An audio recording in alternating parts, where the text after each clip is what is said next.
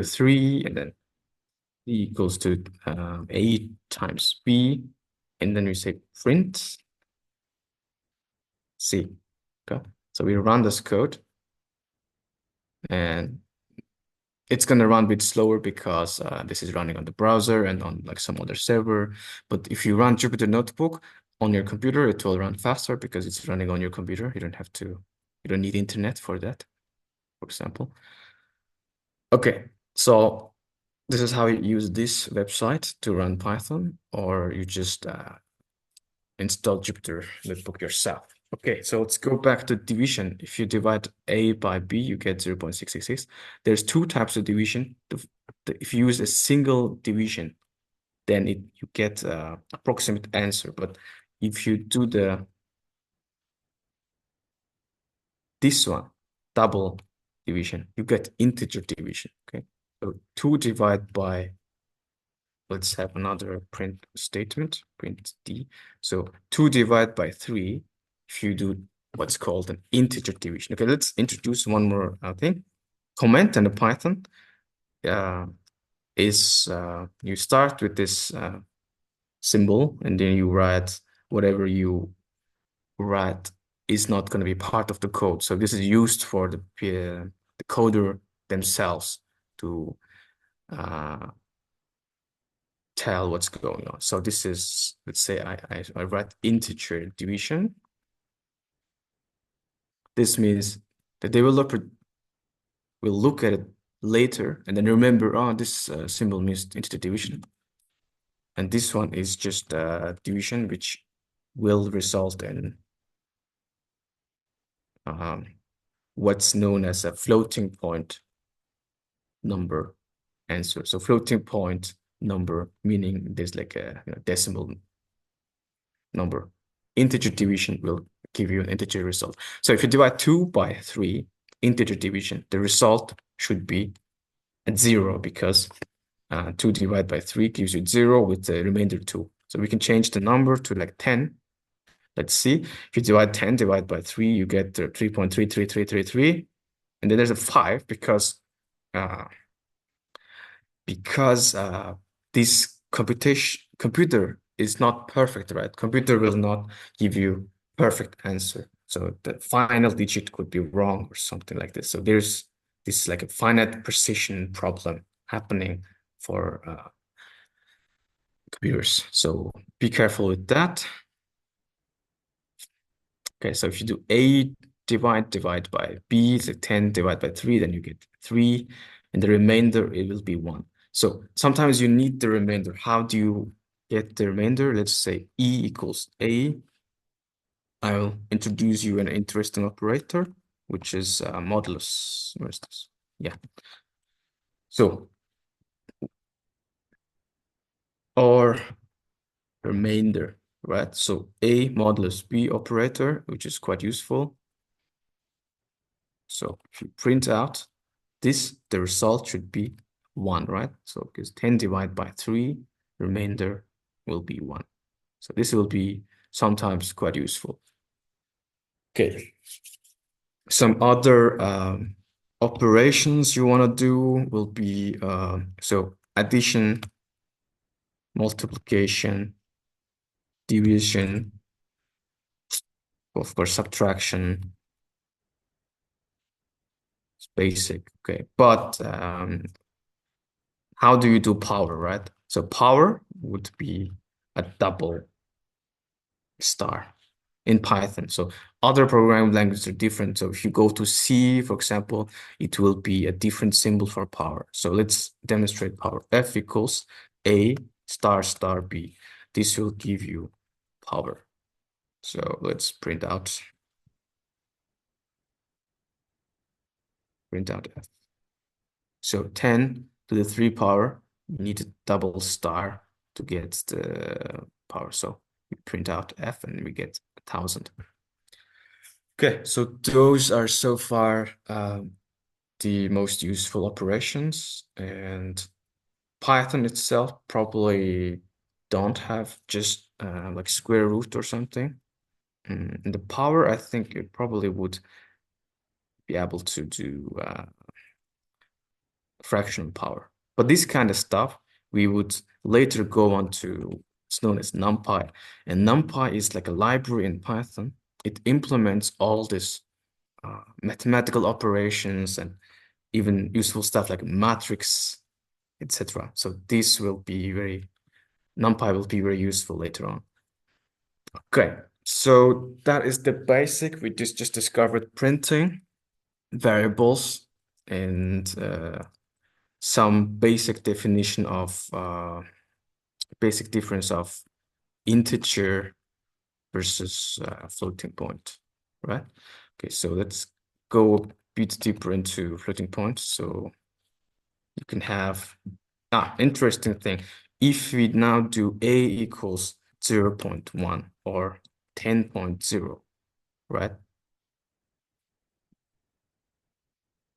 Okay, 10, let's say 11. So let's think of what's going to happen in terms of if you do print a now.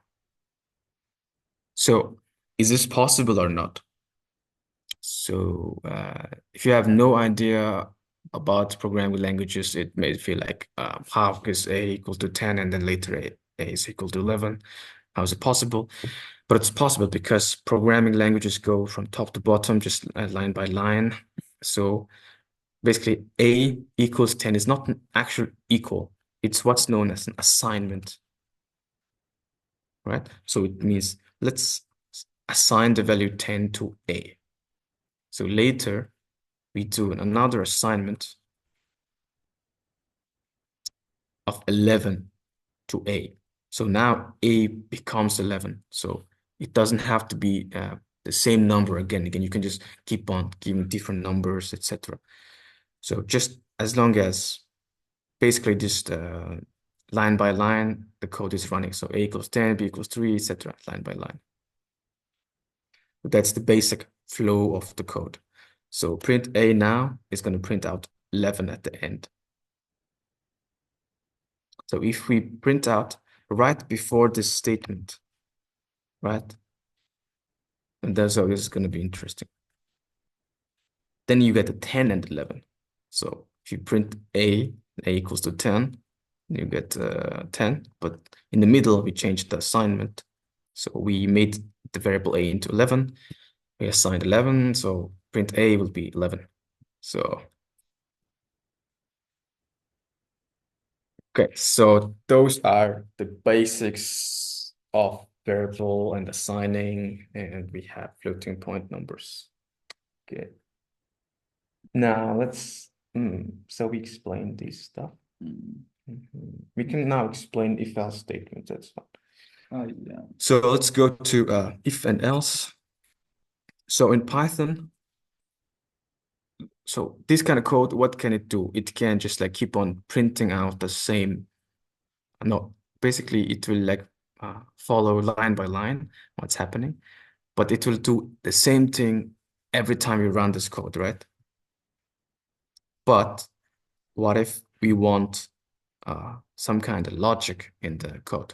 So that means sometimes it does something different, sometimes it does something different. So it follows a different flow. So basically like flow control. In the flow control, we have things called if and for. These two are like the most fundamental. So how does if work? Let's look at it. So for if,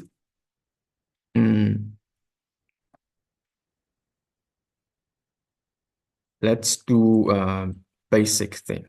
So if a is larger than 0, and then you need this semicolon, and then when you press enter, it already starts from a like new tab position, right? There's going to be some space. So this is one interesting thing about Python is it starts whenever you have like if or for or a function, etc. It will always start with a tab. Why is this? Because whatever you do within this, basically, no. this A and A equals to 1, B equals to 2, this kind of stuff is now contained within this if statement. And if you want to get out of the thing, you want to just press backspace, and starting there, you do the thing. So now these two basically belongs within this if. Okay, but let's go back to what if A can do. Let's say we decide if it's a positive number or negative numbers, right? So we compare A against 0. So if it's larger than 0, we print A is positive, or else. So else we want to start at same level as the if. So if is what happens if the condition is true, and else is what happens if it's false. Okay.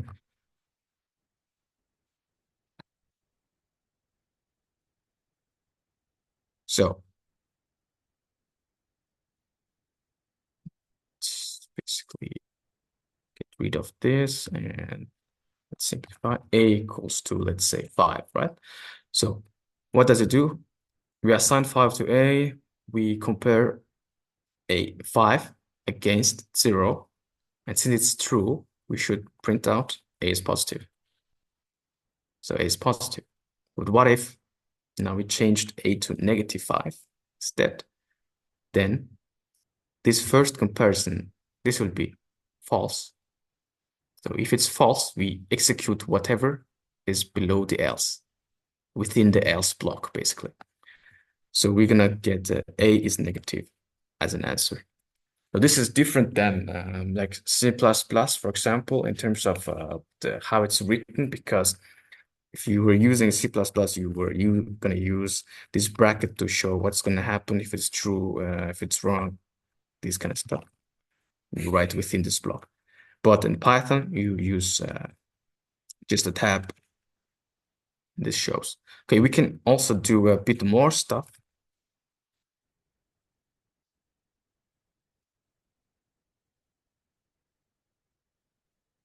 So to illustrate,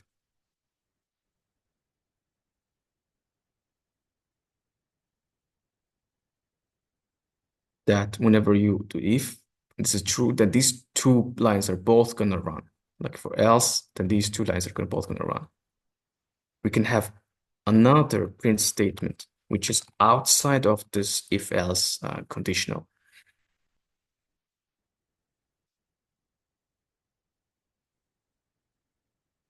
So these will run always, right? Because it's not belonging within this if and else stuff. So if you run this, A is -5, then A is negative, condition was false. So we're running these two, and then it's run always. So that is basic branching. So we have true and false statements, and we can branch.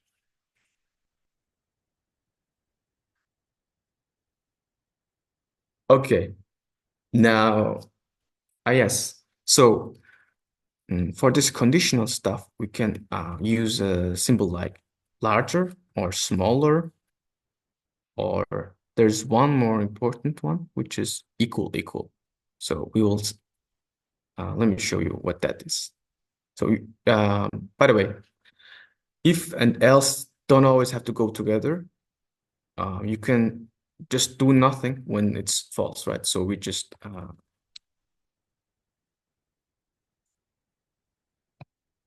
have the if condition,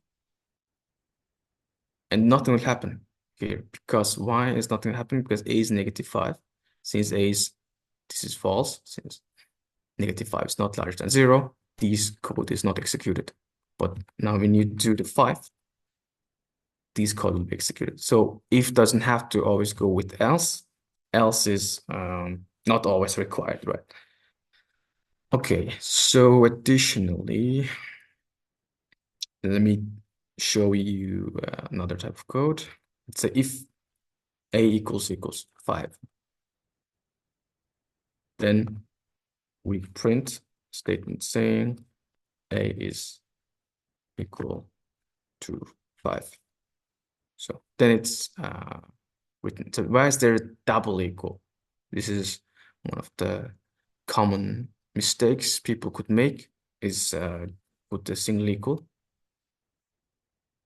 This will be a mistake. So I will demonstrate why this is a mistake, but this equal will be an assignment. But if you have double equal, it's a question. So basically it's asking, so double equal sign is question. So is A actually equal to 5? That's the question. But if you write A equals to 5, it'll be like, now A, make A equal to 5. That's two different things. So whenever you use if statement, you're always using this double equal sign instead of single equal within the if. Okay, so you can see if A equals to 5, we print A is equal to 5. But if A is now equal to 4, what will happen is 4 equal to 5. That's not true. So because of this, nothing will be printed out. And you can also add, by the way, after else, there is no condition, right? Because the condition, there's only one condition. And if it's true, this is evaluated. Else just means whenever this is false, we will do whatever.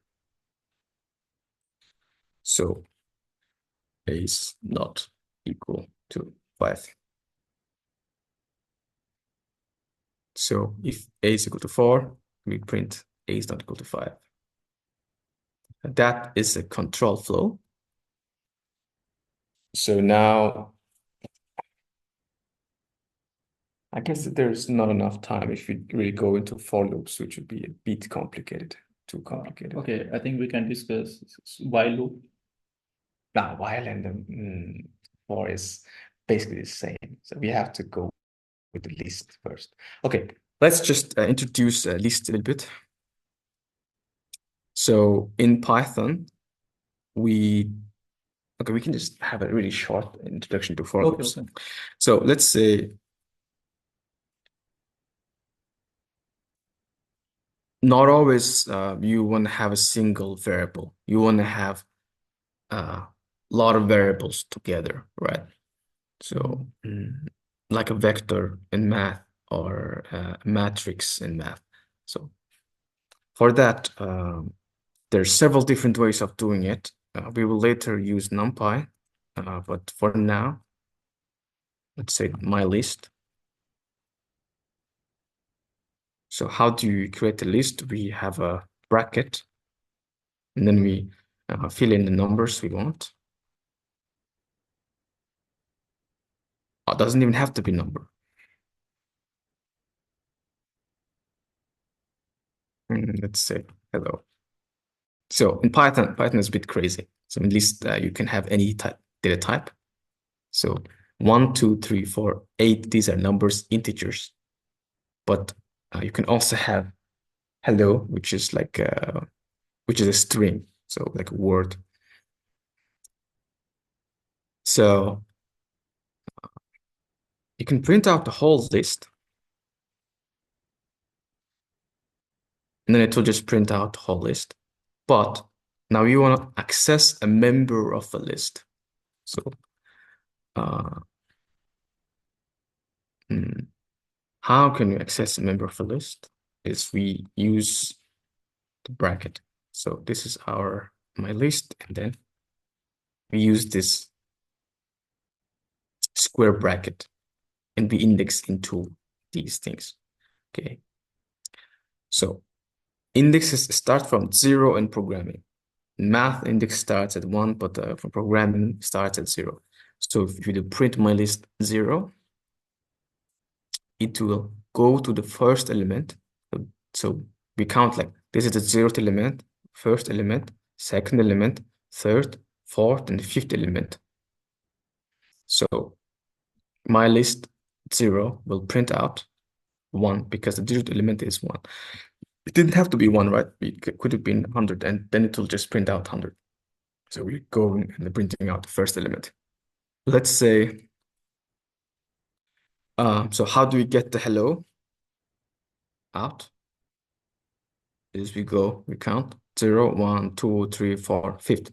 So we want to print out the fifth element of our list, and this will print out hello. All right. So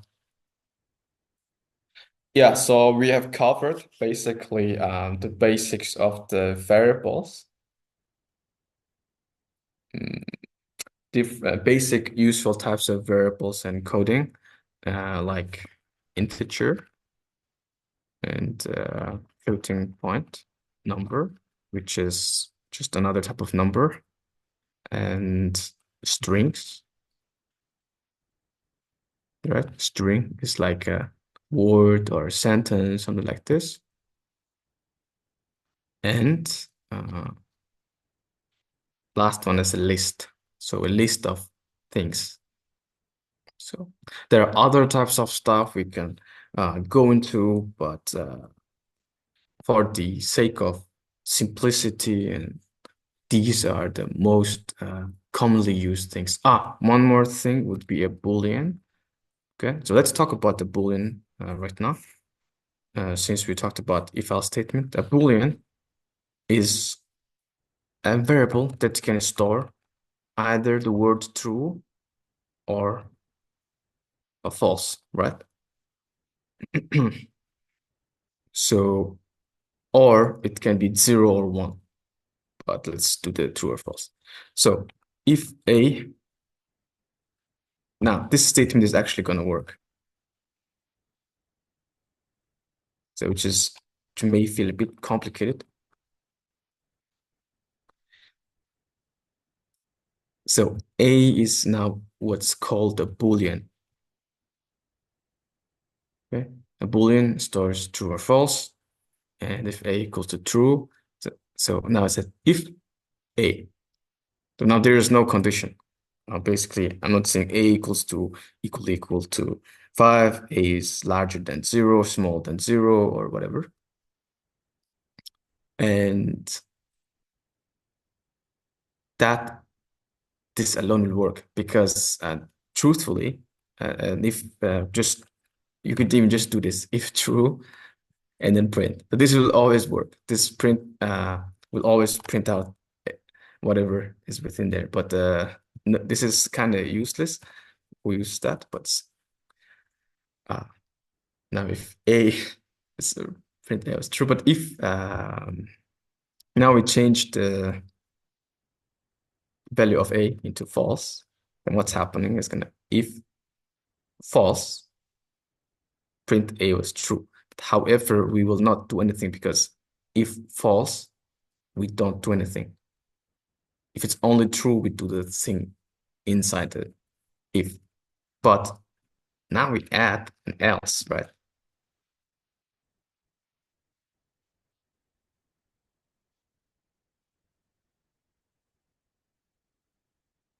So in this case, what happens is now A is false. So if false, we only go to the else part. So whenever this condition is false, we go to the else part. Then A was false, will be printed.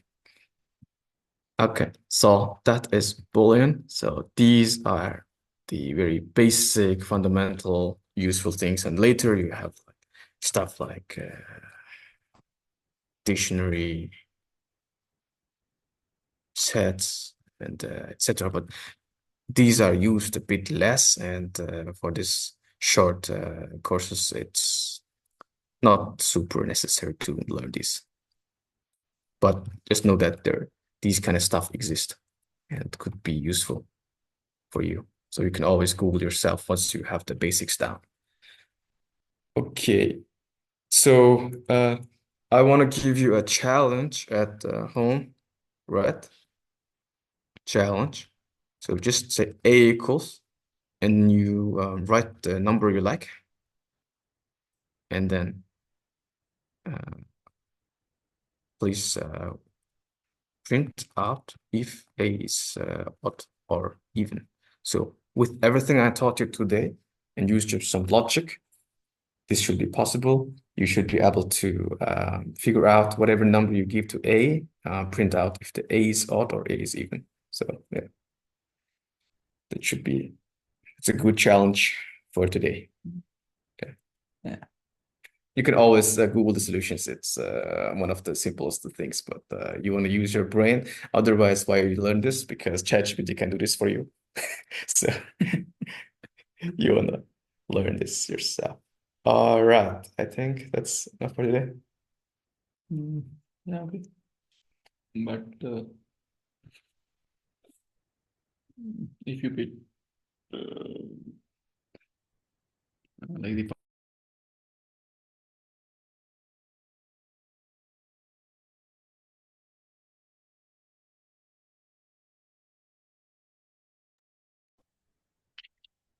Zishan, we cannot hear you because you are muted.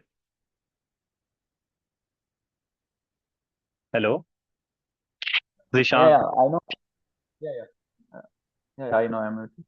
So, So like, you are taking just a break, or you finished to the lesson? yeah, we are going to finish. So maybe we will take only 3 to 5 minutes more or less. Okay. Or if you think it's okay, then we can close without Python casting.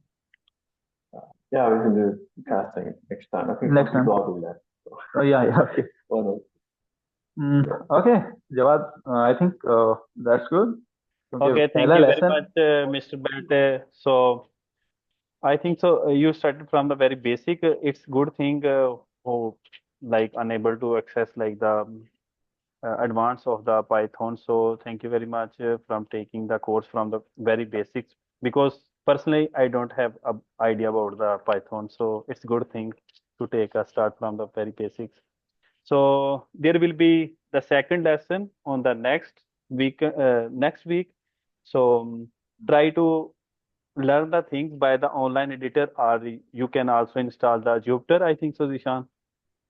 Yeah, I will share the link. Actually, we are using Linux and you people are using Windows. So I will share the link, some links, so that Yeah. you people can install Jupyter Notebook on Windows easily. So it will take only 3 to 5 minutes. It's not a big deal. So hopefully you can install it. Yeah, But I will exactly. suggest online ये सारा कुछ पड़ा हुआ है, तो आप वहां जाके इसकी ज़्यादा से ज़्यादा प्रैक्टिस कर सकते हैं, छोटे छोटे प्रोग्राम लिख सकते हैं और सारा कुछ कर सकते हैं. Everything is available on online. तो होपफुली इसका ये होगा कि आप करते जाएंगे ऐसे. Yeah. So the important thing is also you when you like come in meeting, you should be write your original name. So I will be very thankful to you for this. We will meet next week on the same day and the same time. Thank you very much, and I think so. It's enough for today. Yeah, it's more than enough, I think. Okay. Thank you very much, Mr. Bhatt. Yeah, you're welcome. Bye. Bye. Bye.